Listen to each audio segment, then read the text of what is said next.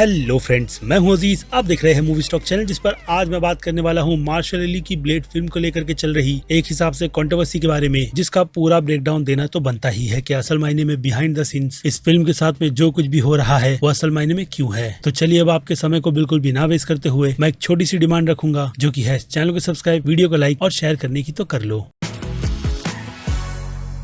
So friends, तो एक हिसाब से ये एक ब्रेकिंग न्यूज ही है, जो कि एमसीयू फैंस के लिए एक ऐसा घना काला बादल है जो ब्लेड पर से हटने का नाम नहीं ले रहा। यानी आपको पता ही होगा कि मार्शल अली को लेकर के इस फिल्म की अनाउंसमेंट को ऑलमोस्ट एक दशक बीत चुका है, जिसमें नो डाउट उनकी एज भी अच्छी खासी बड़ी है, जिसमें अब तक तो इस फिल्म को सीधे सीक्वल के स्टेज पर बढ़ जाना चाहिए था, क्योंकि जिस कहानी की प्रिपरेशन केविन फैगी ने विक्टोरिया अलोंसो पर ट्रस्ट कर ग्रीन लाइट दी थी, उस पर फिर क्या था, एमसीयू के इस तरीके के फेस में आप कह सकते हो पूरी तरीके से बैंड बज गई। और फिर क्या था, इस फिल्म के एक राइटर से दूसरे राइटर पर बस इस फिल्म की कहानी को आगे बढ़ाया गया, जिसमें अब भी आप कह ही सकते हो कि केविन फैगी बिल्कुल भी कन्विंस नहीं हो रहे, क्योंकि ऑब्वियसली वो नहीं चाहते कि फैंस इस काफी अमेजिंग सी फिल्म के यूनिवर्स को बर्बाद होते हुए अपनी आंखों के सामने देखे। क्योंकि जो कहानी पहले मार्शल अली के ब्लेड के इस यूनिवर्स में थी, वो एक हिसाब से एक ऐसे दशक की कहानी बताती जिस कहानी में ब्लेड को असल में पेरेंट्स प्रॉब्लम थी, या फिर कहूँ उसकी माँ वैम्पायर बन चुकी थी, शायद से 40 या फिर 50 के दशक में, जो टाइम आप समझ ही सकते हो कि ब्लैक लोगों के लिए कितना ज्यादा डिफिकल्ट था। ऐसे में ब्लेड जैसी फिल्म उस यूनिवर्स में क्या कर रही थी फिलहाल तो मुझे उसका कोई भी आइडिया नहीं है, और मैं जानना भी नहीं चाहता, क्योंकि वो कहानी पूरी तरीके से कैंसिल कर दी गई। और इसके अलावा ब्लैक नाइट कैरेक्टर के साथ भी इस कैरेक्टर को जोड़ करके एक कहानी लिखी गई थी। और अगेन इसी कहानी के सिलसिले में अब तक इस फिल्म के टोटल शायद से 6 राइटर्स को बदल दिया गया है, जिनमें अब इस फिल्म के रिसेंटली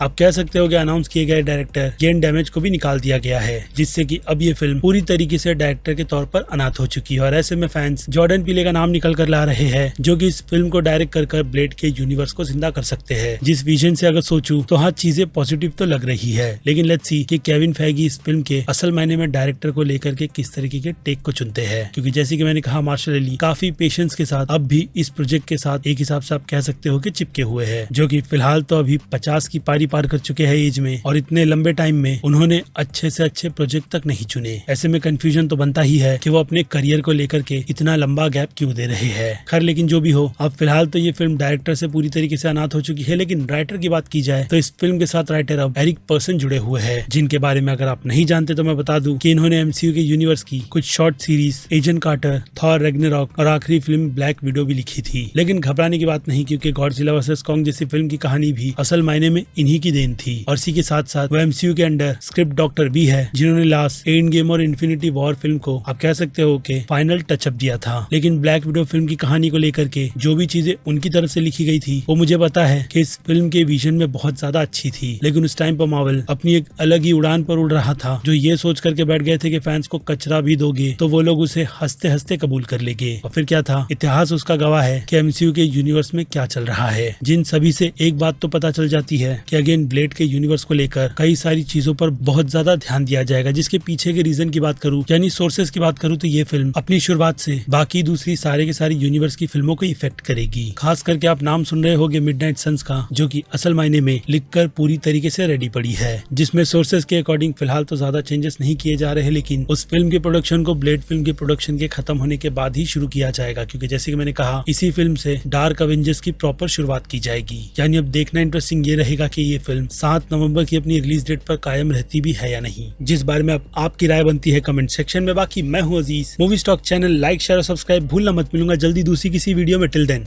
बाय।